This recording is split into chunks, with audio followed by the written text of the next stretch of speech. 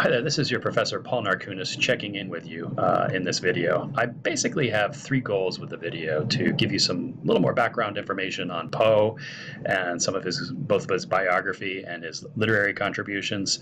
I also like to introduce you to some basic information about ancient Greek society that informs the play we're going to be reading, Euripides' Medea.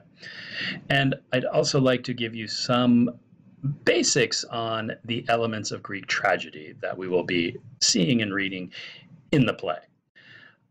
So let's go back to Poe. I've refrained from giving you very much biographical information because Poe's life itself is a melodrama that sometimes seems to inform his work more than it probably did. People talk about his life and say, of course, that's reflected in his work. And it's probably a little more complicated than that. But to give you some sense of the turmoil and certain craziness of Poe's life, let's just give you some basic biographical information. He is born in 1809 in Boston to David and Elizabeth Poe. Within a year, his father has abandoned the family, and within 2 years, by 1811, his mother has died of tuberculosis, and he's been kind of farmed off to a family friend, John Allen, a wealthy tobacco merchant and slave owner, who basically is in charge of raising Poe. He never formally adopts him. They have a very fraught relationship, and Allen, who is extraordinarily wealthy, seems to really rejoice in denying money to Poe, despite the fact that Allen would have plenty of it and could share it with abundance.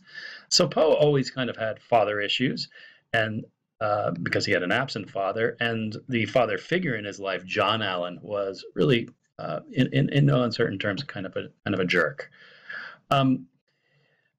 Poe goes to the University of Virginia after living both in Scotland and in Richmond, Virginia, and it doesn't go very well. He is somebody who is, at this point in college, is primarily for the wealthy, and he's with lots of other wealthy people, and he's used to a certain lifestyle living with the Allens, and he does not have the money while he's at the University of Virginia. And in the process of trying to live beyond his means, he accrues a series of gambling debts, and this basically is a black mark on his life. And he has to leave the University of Virginia. And this idea of constantly living beyond his means becomes a real marker of his early life. Poe will later enroll in the military. He'll serve on Sullivan's Island, which is actually the setting for the short story The Gold Bug.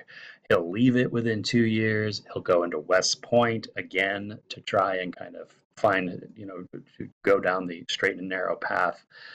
And again, he will leave it. He only seems to find some kind of joy after John Allen has died. He's kind of forced on his own to make his way. He spends considerable time writing poetry, and he becomes an early writing critic, working for such journals as the Southern Literary Messenger. He really helped that journal, get off the ground.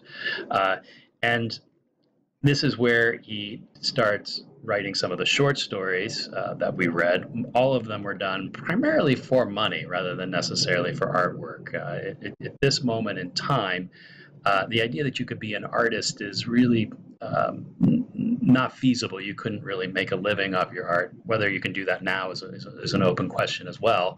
But the fact of the matter is he had this passion, which was primarily writing poetry. His great poem, The Raven, which I hope you've encountered, was something that was, acknowledged and liked, but he never really achieved much literary stature during his life because he was consistently struggling. He had no money. He was constantly in debt. He also did some things that were really surprising to people.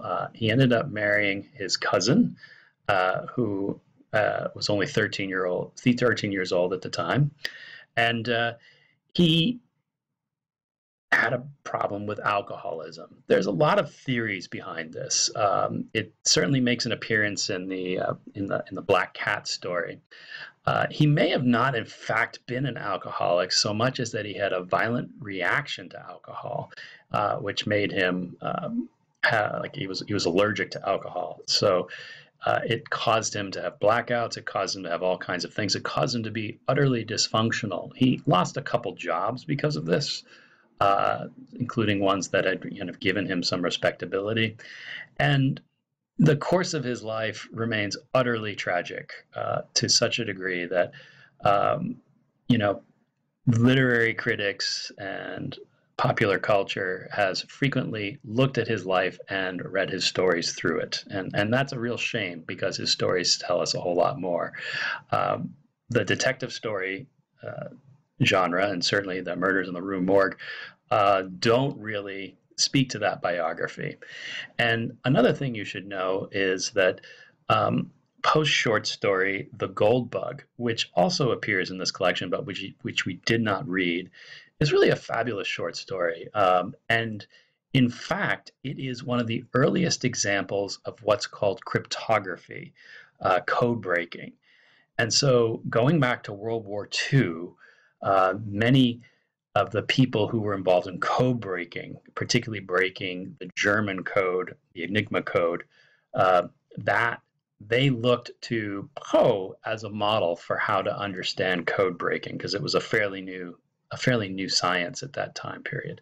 So I've again been rather cryptic about Poe's background, because again, I encourage you, as you're looking for your final research paper topics, if you're going